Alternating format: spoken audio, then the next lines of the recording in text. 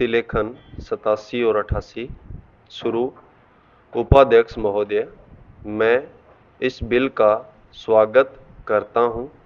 मुझे दुख है कि कई माननीय सदस्यों ने, जिन्होंने पता नहीं किस कारण से कहा तो यह कि वे इस बिल का स्वागत करते हैं, लेकिन वास्तव में इसका विरोध करने का उन्होंने प्रयत्न किया है। आखिर इस बिल में कौन सी ऐसी चीज़ है जो कि हिंदी को कोई एक विशेष स्थान दिलाती है? मैं पहले ही इस चीज़ को साफ कर देना चाहता हूँ कि मैं उन लोगों में से नहीं जो कि हिंदी के लिए कोई विशेष स्थान चाहते हैं। मुझे तो ऐसा लगता है कि जो सदस्य महोदय ऐसा कहते हैं कि इस बिल के द्वारा हिंदी को कोई विशेष स्थान दिया जा रहा है, उन्हें वास्तव में हिंदी का इतिहास मालूम नहीं है। हिंदी कुछ उन लोगों की भाषा है जो राष्ट्रीय विचार के थे, जिनका कि राष्ट्रीय आंदोलन में बहुत हाथ था। उन्होंने इसका प्रचार किया। यह ध्यान देने की बात है कि राष्ट्रीय आंदोलन के समय में हिंदी की एक ही संस्था नहीं थी, बल्कि दूसरे राष्ट्रीय विद्यालय भी थे और महात्मा गांधी के आदेश के अनुसार वे राष्ट्रीय विद्यालय काम करते थे। उनके द्वारा भी कुछ डिग्रियां और उपाधियां आदि बांटी जाती थी।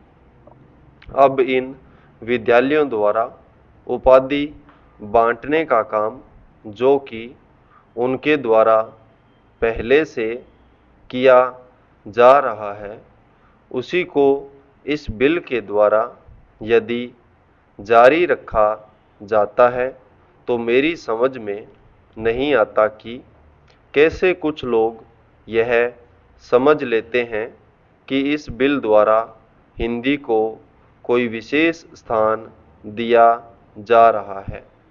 मैं नहीं समझता कि इसमें हिंदी को कोई विशेष स्थान दिए जाने की बात है, और जैसा मैंने पहले निवेदन किया, मैं उन लोगों में से नहीं हूँ जो कि चाहते हैं कि हिंदी को कोई विशेष स्थान दिया जाए।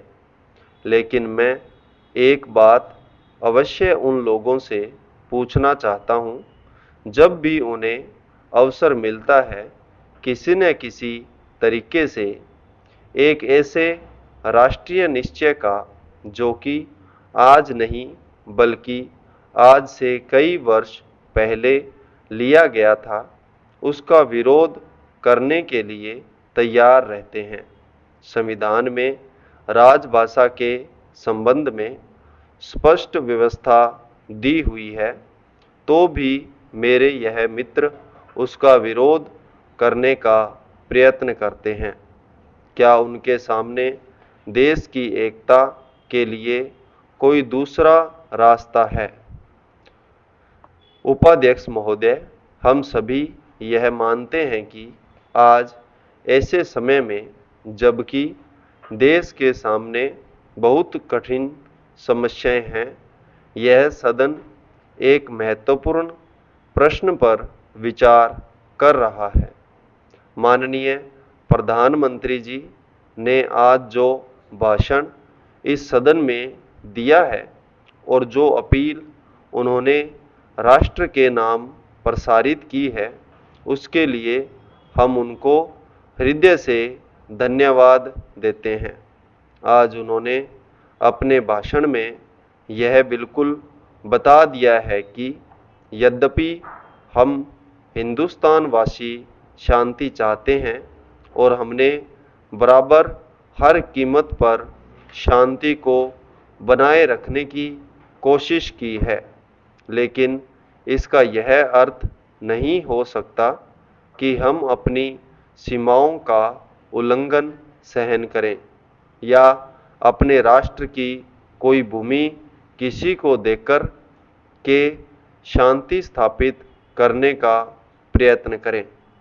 प्रधानमंत्री जी ने सदन के सामने जो भाषण दिया है और जो आंकड़े सदन के सामने रखे हैं, सचमुच उनसे यह स्पष्ट प्रकट हो जाता है कि हमारी जिन सीमाओं का आज पाकिस्तान अतिक्रमण कर रहा है, वे सीमाएं और वह भूमि सब हमारी है।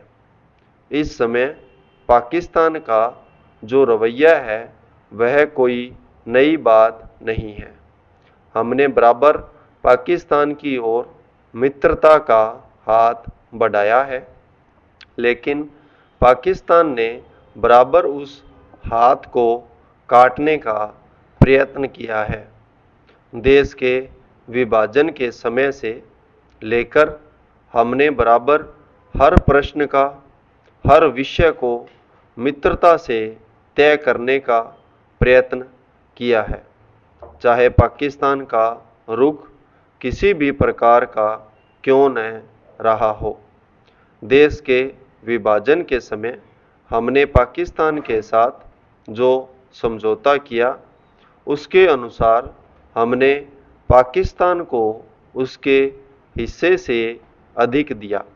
उसके पश्चात भी जब जब कोई प्रश्न हमारे सामने आए, हमने उनको उचित प्रकार से तय करने का प्रयत्न किया।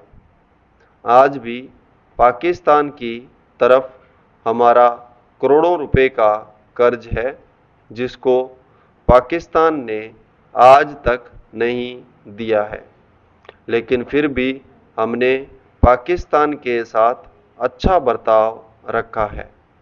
आज तक जो रुख पाकिस्तान अपनाता रहा करता है, अगर वही रुख हम भी अपनाते तो नहर के पानी को बंद करके पूरे पाकिस्तान को वीरान कर सकते थे, किंतु हमने ऐसा नहीं किया।